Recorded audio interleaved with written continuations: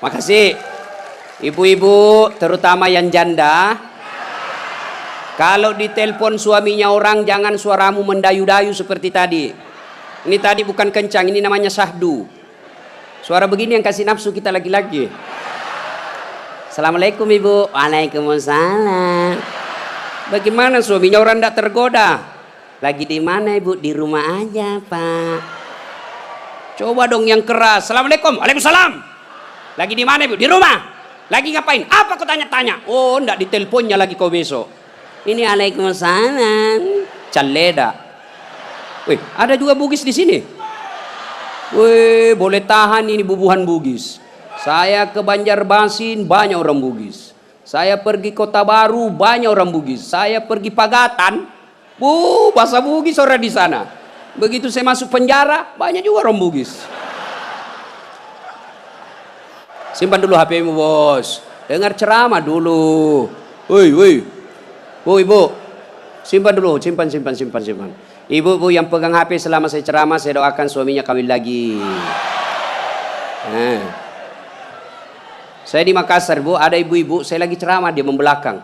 Dalam hati saya, barusannya ada orang saya ceramah, dia belakangi saya. Ternyata dia ambil HP-nya, selfie. Dia belakangi, baru dia tulis di WhatsApp-nya, latar belakang das atlatif. Woi, saya dijadikan background. Selesai ceramah dia kejar lagi saya. Ini yang kasih repot kita Bib sekarang. Kejar, Ustaz, boleh selfie. Terpasalah dilayani. Kalau enggak dia bilang kita sombong sampai mati. Sudah selfie dia bilang ulang Ustaz, kabur. Ulang lagi Ustaz, kabur Ustaz. Bukan HP kabur, mukamu yang kabur. Jadi bapak-bapak nanti kalau minta maaf sama istri, itu syaratnya. Jabat tangan, senyum, pandang matanya, sebut dosa. Jadi kalau suami minta maaf ibu, suruh sebut judulnya. Apa judulnya pak? Tiba-tiba minta maaf. Enggak enak, nanti kau ngamuk lagi. Bilang apa? Ustadz Dasat bilang harus sebut. Apa? Mohon maaf ibu. Dulu waktu saya tugas di Banjarmasin, saya hilaf. Ada perempuan mirip betul sama Pian. Maafkan saya selingkuh ibu. Dia bilang istrinya, enggak apa-apa pak, saya maafkan. Memang itulah manusia biasa, kadang-kala kita hilaf. Saya maafkan kau karena bulan lalu saya juga selingkuh.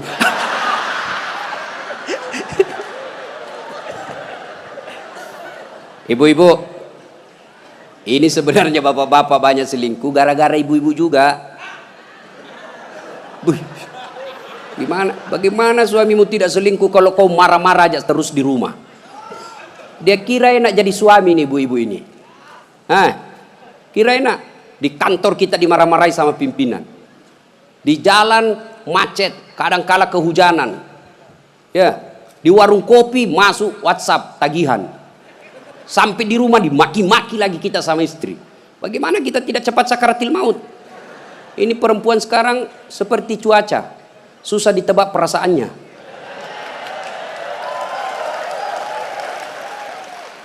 Dia kira enak laki-laki. Ibu, dengar ibu. Hui, ibu, ada 4 perempuan yang menjadi penghuni api neraka. Dengar ini. Terancam ibu-ibu. 1, kata Nabi, mereka yang selalu bicara kasar sama suaminya. Apa kau anak muda ada istrimu? Boleh marah sama suami bu, boleh marah manusiawi, tapi jangan memaki. Ini kalau marah la haula wala quwata illa billah, keluar semua kebun binatang di mulutnya. Bagaimana kita betah di rumah kalau ngomel aja kerjanya? Jadi, bu, coba dengar itu laki-laki, coba lihat itu laki-laki. Kami pikir ibu bagaimana supaya ibu bisa pakai AC di kamar. Pak, kami pikir bagaimana supaya ibu bisa pakai emas pulang kampung dihargai sama keluarga. Kami pikir bagaimana supaya kalian bisa dibelikan mobil supaya tidak hitam kulitmu. Itu dipikir sama suamimu. Makanya jangan suka marah-marah. Takbir. Ada di sini takut sama istrinya? Ada? Berhenti kau jadi laki-laki. Ngamuk Ustaz. Kalau dia ngamuk enggak apa-apa. Dia pecahkan piring satu, pecahkan satu lusin. Dia pecahkan semua. Kenapa? Piring, gelas boleh dibeli. Harga diri sebagai suami tidak boleh diinjak-injak istri. Takbir. Ah, itulah yang takut sama istrinya. Oi bu, oi. Satu, perempuan yang menjadi penghuni api neraka yang suka bicara kasar. Boleh marah, tapi jangan memaki. Marah silahkan, manusiawi. Tapi jangan memaki-maki. Goblok memang kau jadi laki-laki. Sudah goblok, hitam, gendut. Wah, ini penghuni neraka ini. Enak juga kalau kita pulang kampung, pulang rumah, capek kita tadi jual ikan. Sampai di rumah disambut sama suami dengan senyuman. Bila kamu di sisiku, hati rasa syahdu. Tenang perasaan. Lah sudah bilang, bu kalau ada duit saya belikan kau emas. Masuk lagi kamar suami, berantakan kamarnya, marah-marah, peluk suami kita sambil menyanyi. Insaflah wahai manusia, bila dirimu bernoda. Itu kan lagu-lagu ibu-ibu dulu, lagu-lagu nasihat, iya toh? Mungkin Tuhan mulai bosan melihat tingkah kita yang selalu salah dan bangga dengan dosa-dosa, atau alam mulai enggan bersahabat dengan kita. Coba kita bertanya pada rumput. Itu. Jadi kalau suaminya susah rezekinya, singgung dengan itu lagu. Mungkin kau banyak dosa. Itu lagunya ibu-ibu dulu. Sekarang lagunya ibu-ibu apa? Yo, yo ayo, yo ayo, yo ay, beleng-beleng. Senamlah dia di depan kantor bupati. Ibu-ibu di depan, bajunya sempit, roknya sempit. Bapak-bapak di belakang. Ibu-ibu di depan lah jadi pelatih. 1, 2, bapak-bapak di belakang. 3. Bagaimana enggak beleng-beleng semua ini? Putar ke kiri. Apa lagu-lagu begitu? Coba kalau salawat kayak tadi, nyaman perasaan. Ya. Woi. Ibu. Nah, 1, boleh marah, jangan memaki. 2, perempuan menjadi penghuni api neraka. Mereka yang membebani suaminya melebihi kemampuan suami. Suaminya gajinya cuma 4 juta, tapi gaya hidupnya 7 juta. Kayaknya banyak penderita di sini ya. Hei, ibu-ibu, kenapa kita miskin? Karena kehidupan, gaya hidup kita melebihi rezeki. Allah kasih rezeki 5 juta 1 bulan, tapi gaya hidupnya 8 juta. Akhirnya apa? Ngambil kredit, tidak bisa tenang. Coba kalau gaji kita 5 juta, gaya hidup kita 3 juta, insya Allah tenang perasaan. Kita miskin karena melebihi kemampuan kita. Maka suami kalau rezekinya 3 juta, jangan kau bebani. Ini kan tidak dibebani suaminya. Datanglah itu tukang kredit mobil. Bu, kalau ada mobil bu, tenang ibu. Ibu sudah tidak kehujanan. Pulang kampung nanti, ibu enak lagi. Satu keluarga, nggak perlu lagi naik PT-PT. Enak kan? Ini namanya penjual mobil, semua enak dia cerita. Dia tidak cerita bagaimana kalau kempes banyak. Bagaimana kalau mogok mobilnya? Tidak ada cerita itu. Akhirnya apa? Usullah kepada suaminya, bang, masukin aja deh sertifikat rumah supaya kita bisa mobil. Akhirnya apa? Bulan pertama masih bisa dibayar cicilannya. Bulan kedua tidak bisa. Bulan ketiga, 4 tidak bisa. Akhirnya apa? Diambil mobilnya. Sudah diambil mobilnya, diambil pula sertifikat rumahnya digadai. Mengamuklah gara-gara kau yang tidak bersyukur ini. Maka jangan melebihi kemampuan suami. Ibu-ibu punya siku? Punya? Hoi, punya siku? Coba gigit sikunya bu. Coba. Kalau ada yang bisa gigit sikunya, saya kasih hadiah. Coba, mana bisa? Nah, itulah orang yang memaksakan suaminya melebihi kemampuannya. Dan yang ketiga, kata Nabi, orang yang akan menjadi perempuan penghuni neraka, mereka yang mempertontonkan auratnya di depan lelaki. Bu, terutama ini akhwat cewek-cewek nih. Mari kita kerjasama. Kami laki-laki jaga mata, tolong kalian perempuan jaga akhlak. Biar kami setengah mati jaga mata, kalian gentayangan di jalan, habis amal kami bos. Pastilah dilihat, barang bagus. Dia bilang, dilihat. Haram tidak dilihat. Barang bagus, maka solak-solak kok bos. Ya? Yang keempat, orang yang akan menjadi perempuan penghuni api neraka, mereka yang tidak mendirikan sholat. Inilah perempuan memang paling banyak tidak mendirikan sholat. Kapan? Selesai haid. Haid 5 hari tambah bonus 2. Dia bilang suaminya, kenapa belum sholat sayang? Biasanya cuma 5 hari. Orang belum bersih, masih ada sedikit-sedikit. Dia bilang suaminya, bohong. Apa bohong? Saya kasih lihat kau.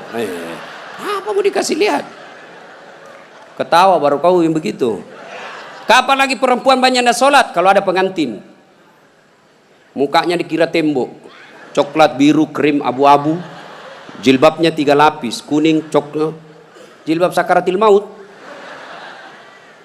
Ibu bapak saudara-saudara sekalian ya. Jadi orang yang menyesal di akhirat kelak, mereka yang memutuskan persaudaraan. Maka sebentar ini kalau ada tetangga kita pernah kita sakiti, minta maaf lalu kembalikan barangnya orang. Pegawai-pegawai negeri yang pernah ngambil mesin komputer di kantor, kasih kembali bos. Ya. Dan itu kalau tidak dikembalikan, ketika kita di padang mahsyar, dipanggil kita satu-satu. Bayangkan, dari Adam sampai kiamat, kumpul berapa triliun manusia, dipanggillah kita satu-satu. Siapa dulu yang dipanggil? Nenek kita yang duluan mati? Tidak. Kakek kita yang duluan wafat? Tidak.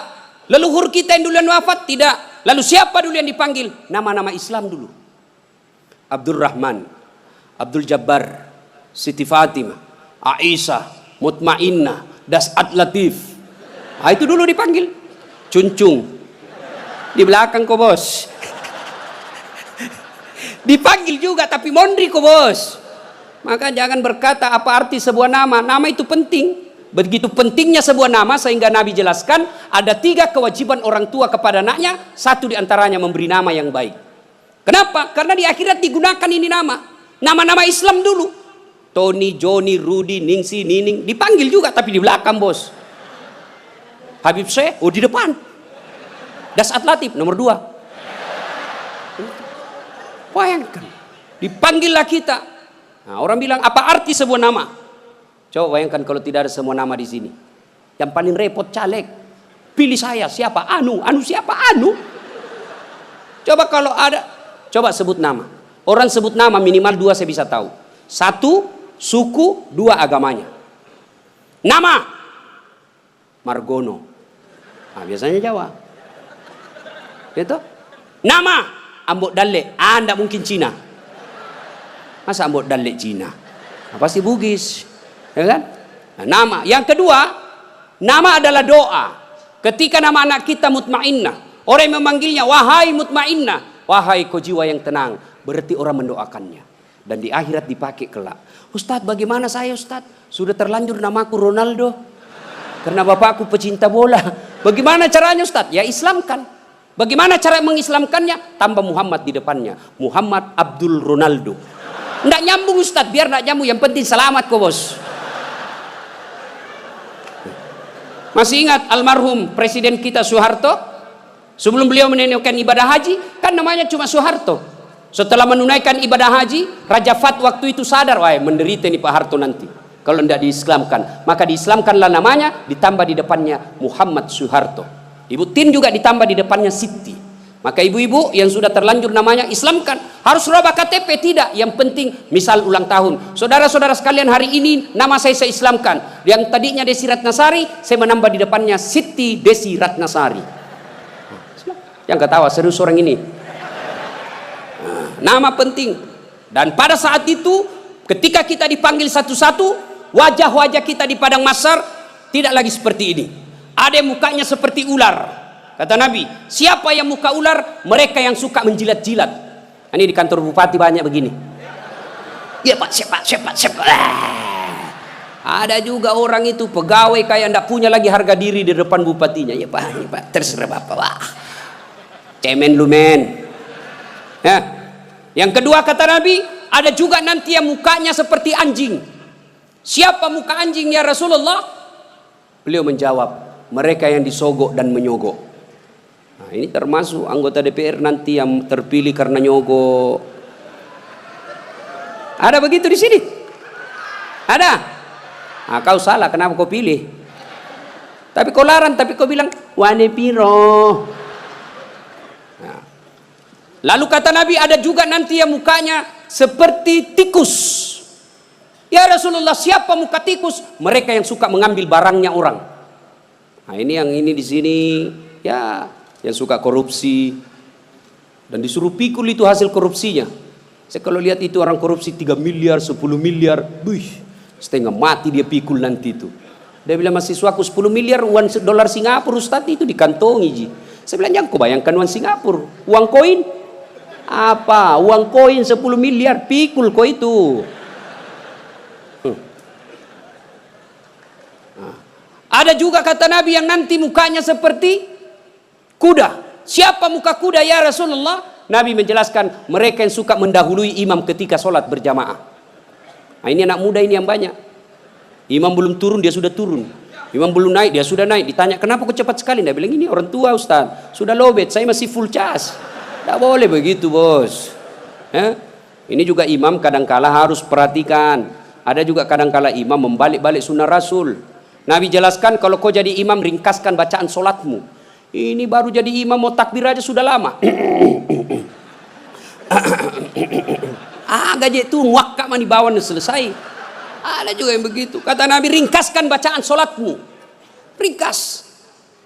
Yang kedua kata Nabi, bacalah yang umumnya orang hafal. Tujuannya apa? Satu, orang bisa husuk mengikuti kalau yang dia baca hafal. Coba kalau imamnya membaca kul huwallahu ahad, anak-anak juga ikut di belakang kul huwallahu ahad, karena dia hafal. Begitu imam membaca surah Al-Baqarah ayat 10 sampai 115, la haula wala quwwata illa billah. Dia husuk dengan bacaannya, kita husuk dengan hayalan. Kita mau ikut, tidak dihafal, mau ruku, belum selesai, terpaksa kita baca semua itu di dinding. Keadaan keuangan masjid, pengeluaran, saldo, waduh. Sudah dibaca satu tripleks, belum selesai bacanya imam, dibaca lagi kalender. Persatuan Guru Republik Indonesia cabang Kabupaten Tanah Bumbu. Selesai lagi, belum selesai imam, dibaca lagi bajunya orang caleg DPR RI nomor urut 7 dari Partai Nasdem. Dibaca semua Pak. Siapa yang salah? Siapa salah? Imam. Makanya kata Nabi, baca yang umumnya orang hafal dan ringkaskan. Ada orang jadi imam, dites lah anak penghafal, kau jadi imam nak, mau didengar bacaanmu, jadi imam lah, hanya dia yang hafal. Begitu lagi sholat tiba-tiba ada cicak jatuh, kena telinganya, stres hilang hafalannya. Apa sambungannya ini? Dia lupa betul, hening satu masjid. Tiba-tiba imam berkata, tolong bantu di belakang. Dia bilang di belakang, saya juga tidak tahu. Tiba-tiba berteriak, kalau begitu ya sudah, Allahu Akbar. Memangnya anggota DPR. Saya punya pengalaman ini Pak, waktu saya kecil di kampung SMP saya waktu itu.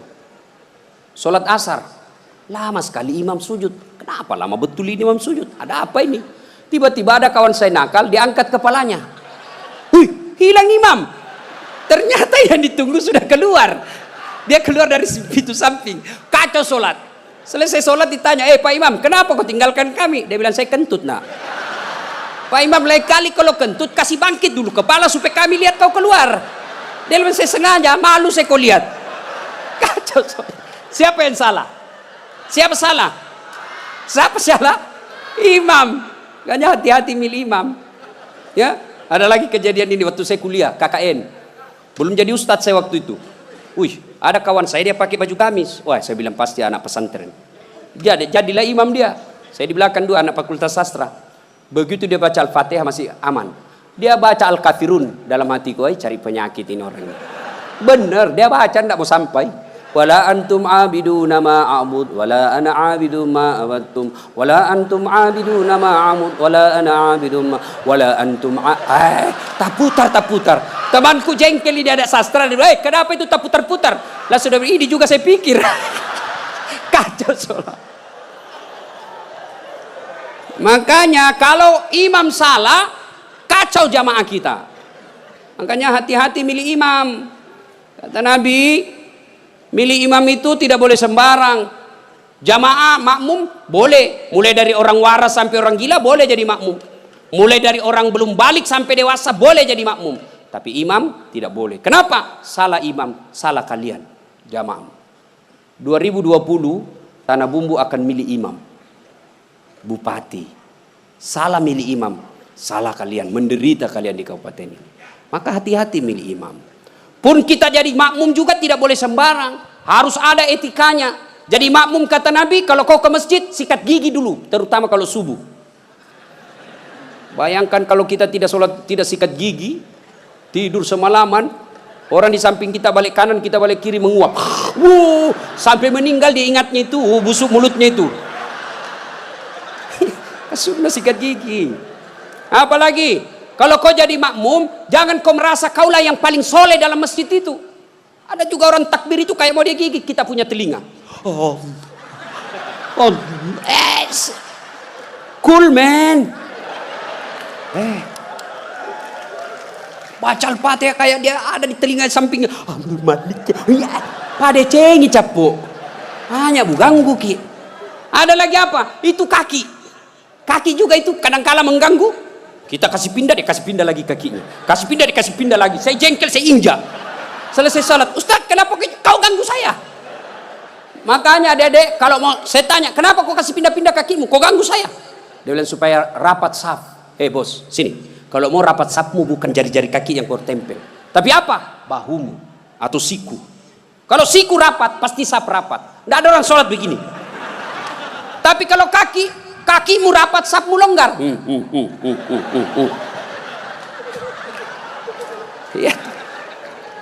Ada lagi selesai sholat yang paling menjengkelkan itu. Selesai sholat dia ambil saf paling depan, belakangnya imam. Begitu assalamualaikum, assalamualaikum, langsung lompat, mau lihat, tidak jabat tangan, tidak langkai orang, itu kurang adab kalian.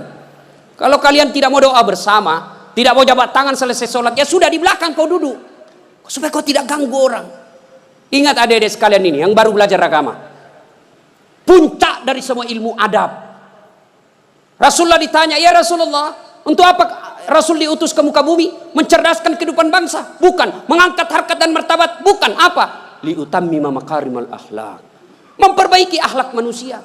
Ini kita berbeda mazhab, saling mengkafirkan, saling menghina. Zaman sekarang aja ini kita ribut-ribut sesama muslim. Dulu tahun 90-an kita kalau sholat subuh Allahu Akbar, di samping kita tidak kunut, dalam hati saja oh Muhammadiyah, selesai. Allahu Akbar, tidak kunut, Muhammadiyah berarti ini. Itu aja dia. Sekarang saya pun dimaki-maki di Facebook. Apa kau Ustaz? Bicara-bicara sunnah, baru kau tidak pelihara sunnah. Kenapa kau tuduh saya tidak pelihara sunnah? Buktinya kau tidak pelihara jenggot. Ya mau diapa kalau tidak mau tumbuh? Saya sudah kasih minyak, Bib, tidak tumbuh-tumbuh. Malah marah istri saya. Ini Ustaz kasih kotor-kotor bantal. Kasih minyak nih Bu. Ya. Nah saudara-saudara sekalian, ini golongan. Maka sebelum wafat, minta maaflah orang-orang yang pernah kita sakiti. Kalau ada berkaitan dengan barang, kembalikan. Ibu-ibu yang pernah ngambil sendoknya orang ketika pengantin, kasih kembali. Karena ada juga itu ibu-ibu Columbus. Tahu Columbus? Kelompok ibu-ibu pembungkus. Kalau ada pengantin dia bungkus semua kuai. Yang ketiga, penyesalan kata Nabi, yaitu mereka yang tidak menjawab azan salat ketika azan berkumandang. Puasa, haji, zakat, sedekah, semuanya akan sia-sia ketika tidak mendirikan sholat. Adik-adik, kalian tidak usah malu kalau kalian tidak jadi pegawai negeri. Ibu-ibu, kalian tidak usah cemas dan merasa malu kalau sampai sekarang ini masih ngontrak-ngontrak rumah. Tapi malu dan cemaslah ketika sudah dewasa seperti ini, belum mendirikan sholat dengan sebaik-baiknya. Kalau sholat kita insya Allah baik, maka hidup kita akan diperbaiki oleh Allah Subhanahu wa Ta'ala. Kalau sholat kita bagus, Allah yang akan menyelesaikan semuanya. Di dunia ini tidak ada orang tidak punya masalah. Semua kita punya masalah. Pasti. Jangankan kita, Nabi ada masalahnya. Malah di ibu-ibu yang tanya, Ustadz, bolehkah orang sholat itu tidak pakai BH? Kenapa bisa ibu? Panas ibu Ustadz. Tidak ada AC, tidak ada kipas angin. Kita baru pulang pasar. Boleh, tapi apa itu beradab? Ibu-ibu pergi ketemu gubernur, tapi tidak pakai BH. Boleh kan? Tidak Pak Gubernur. Mohon maaf ini Pak Gubernur. Coba. Ya. Saya sholat Ustaz, betul kok sholat tapi main-main. Allah. Wa kana wa ya kunastai. Ini serang. Ratal. Siapa ngajar sholat begitu, Bos? Ada juga orang sholat kayak ditiup angin. Ada lebih parah Allah. Siapa ajar ke sholat mak keju-keju? Jadi jangan heran ketika sudah 20 tahun sholat kok masalah kita tidak bisa lepas. Salah satu sebabnya kita sholat seada-adanya. Bapak saudara-saudara sekalian, tepat tanggal 12 Rabiul Awal tahun ke-11 Hijriah, Rasulullah sallallahu alaihi wasallam demam. Lalu Allah perintahkan kepada malaikat Jibril. Jibril, kau turun panggil 3 malaikat, 2 malaikat, Israil, Israfil, Mikail. Kau turun 4 malaikat. Sampaikan kepada Muhammad, Allah perintahkan saya menjemputmu dengan catatan tanya dulu. Kalau dia sudah mau cabut nyawanya, kalau belum tunda sampai mau. Turun malaikat. Langit pertama, langit ke-7 masih berempat. Jibril, Mikail, Israil, Israfil. Langit ke-6 sampai ke-2 masih berempat. Di langit pertama Jibril berkata, malaikat pencabut nyawa saya tidak bertugas. Kau saja yang turun jemput Nabi Muhammad. Tapi kata malaikat pencabut nyawa, tapi selama ini kamu yang ketemu, kamu kan chase-nya. Kamu sahabatnya. Kau turunlah. Saya tunggu kau saja di sini. Turun malaikat pencabut nyawa. Depan rumah Nabi ketuk pintu. Assalamualaikum warahmatullahi wabarakatuh ya Rasulullah. Nabi menjawab, Waalaikumsalam warahmatullahi wabarakatuh. Fatimah buka pintu. Bah, tidak ada orang. Kata Nabi, sudah ada di samping saya. Kata malaikat pencabut nyawa, ya Muhammad, hari ini saya diperintah untuk mencabut nyawamu apabila kau mau. Menurutmu bagaimana?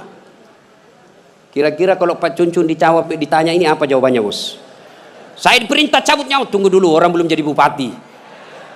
Pasti. Ustaz, Dasat, saya diperintah cabut nyawamu. Menurutmu bagaimana? Tunggu dulu, istri baru 1. Itu pasti mau sekali poligami tapi takut sama istrinya. Apa jawaban Nabi?